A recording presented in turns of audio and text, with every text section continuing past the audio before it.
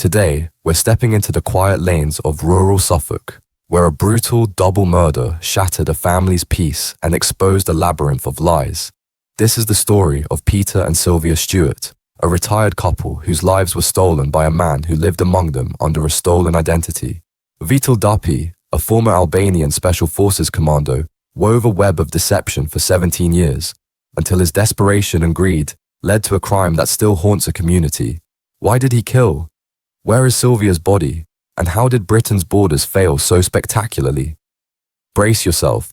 This is a descent into a killer's double life and a mystery that refuses to rest. Welcome to Crime Pulse. If you're new here, hit subscribe and join our growing community as we peel back the layers of Britain's most shocking criminal cases. Like, share, and turn on notifications to never miss a story.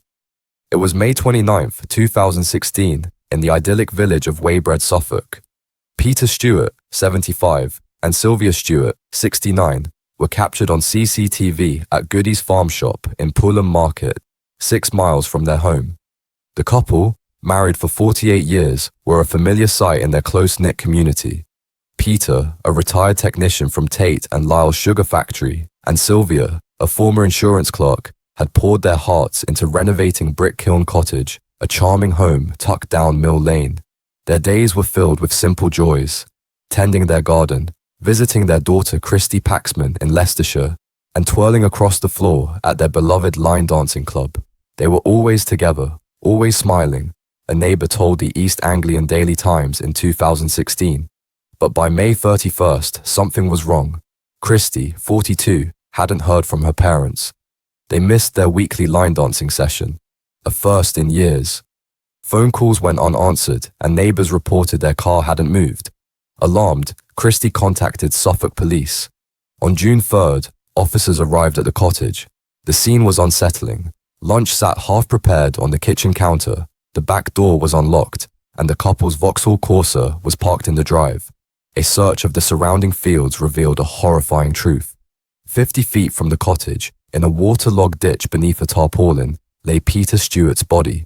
He had been stabbed 9 times with extreme force, wounds so savage they suggested a personal rage.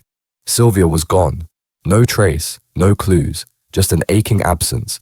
Police launched a double murder investigation, and one name quickly emerged: Ali Qazimaj, a man who wasn't who he claimed to be.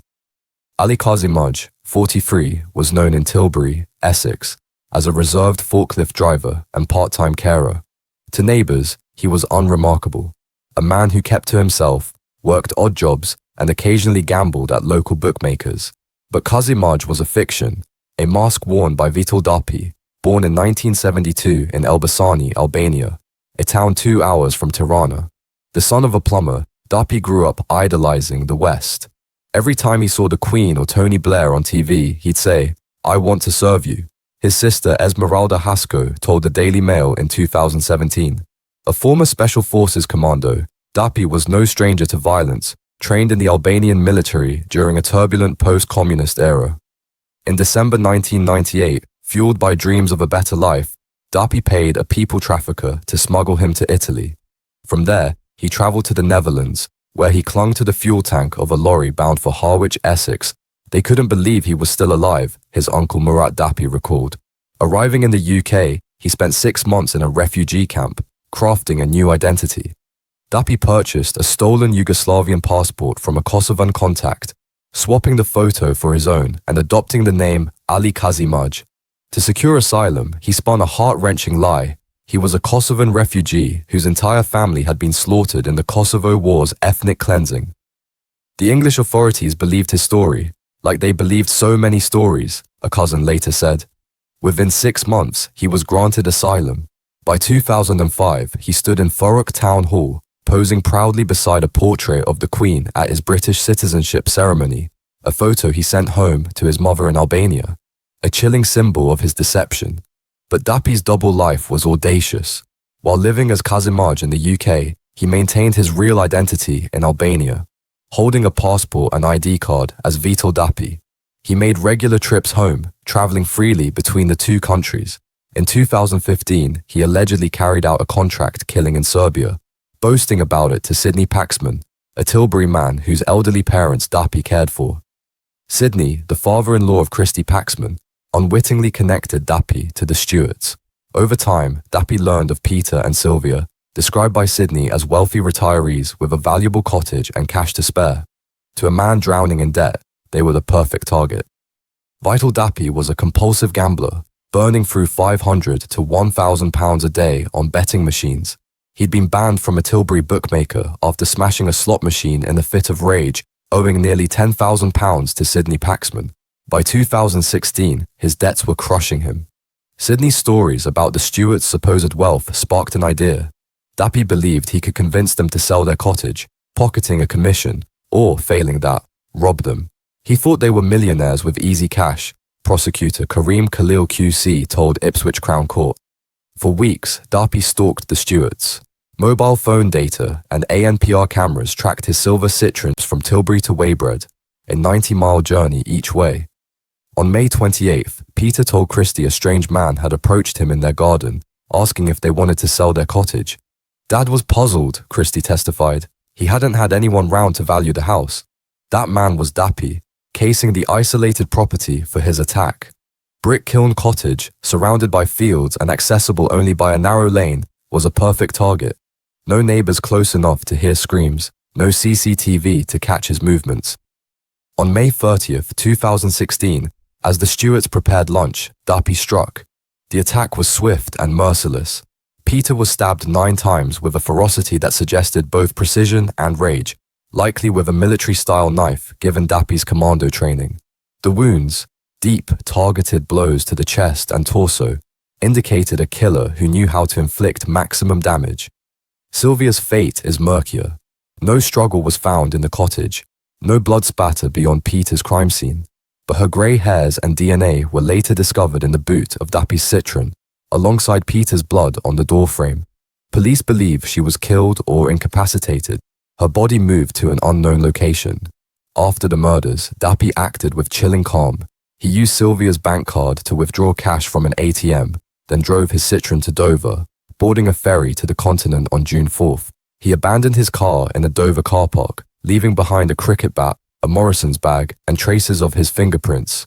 The car's boot held the damning evidence, Sylvia's hair and Peter's blood, linking Dapy to the crime. He fled to Luxembourg, where he attempted to claim asylum again, this time as Vital Dapi, insisting he'd never been to the UK. On June 16th, Luxembourg police arrested him, and he was extradited to Britain to face justice. At Ipswich Crown Court in February 2017, Dapy's lies unravelled. He insisted he was Vital Dapi, an innocent Albanian framed by corrupt police. He claimed his fingerprints were tampered with, comparing himself to Barry George, wrongfully convicted of Jill Dando's murder. He denied ever using the name Ali Qazimaj or visiting the UK before his extradition, but the evidence was overwhelming. Fingerprints from his Tilbury home matched those in the car. Handwriting samples linked him to Qazimaj's documents. Photos showed a distinctive Special Forces tattoo on his arm, identical in both identities. DNA from the Citroen sealed his fate. He is an arrogant man, a professional deceiver, a callous murderer, prosecutor Kareem Khalil QC told the jury. After just 3 hours of deliberation, Dapy was convicted of both murders on March 13, 2017. Judge Jeremy Stuart Smith sentenced him to life with a minimum of 35 years, calling the crimes terrible and exceptional against a couple who earned the right to spend their lives in peace. He urged Dapy to reveal Sylvia's whereabouts. If there's any humanity in your bones, you will one day grant the family some relief. Dapy, dressed in a grey tracksuit, stared blankly, showing no remorse. The court learned of his double life, a British citizen under a stolen name, a suspected hitman in the Balkans, and a gambler whose addiction drove him to kill. But one question lingered. Where was Sylvia? Dapy's case exposed a staggering failure in Britain's immigration system. For 17 years, he lived undetected under a false identity, despite 3 prior arrests for minor offences in the UK. His asylum claim, built on a fabricated Kosovo tragedy, was never verified. The authorities believed his story, like they believed so many stories, his cousin told the Daily Mail. By 2005, he was a British citizen, free to travel between the UK and Albania, where he allegedly worked as a contract killer. Tory MP Charlie Elphicke called the failings astonishing, demanding tougher border checks and making sure people are who they say they are. Judge Stuart Smith flagged the case to the Home Secretary, noting Dapy's citizenship was granted based on an untruth. Shockingly, prosecutors initially dismissed Dapy's claim to his real identity as a lie, missing the irony that it was one of his few truths. The Home Office, when pressed, refused to comment on the case, citing policy on individual matters. The blunder wasn't just bureaucratic, it was a betrayal of public trust, allowing a dangerous man to slip through the cracks and destroy lives. For Christy Paxman, the Stewarts' only child, the loss is unbearable. She and her husband Steve, who had lived next door to her parents before moving to Leicestershire, reported them missing when they failed to attend line dancing. I've had to explain to my daughter that her granddad was stabbed to death, and we don't know where my mummy is, Christy said in her victim statement. Outside court, she confronted Dapy's silence. To the twisted individual who committed this wicked crime, we hope you spend the rest of your miserable existence reflecting on the utter senselessness and brutality of what you did to two innocent people. She pleaded for answers. Maybe one day you will find the moral courage to tell us where Mum is so we can give her and our family some final peace. Suffolk police conducted a massive search, 900 lines of inquiry, hundreds of interviews, and scoured fields from Waybread to Tilbury. But Sylvia's body remains missing.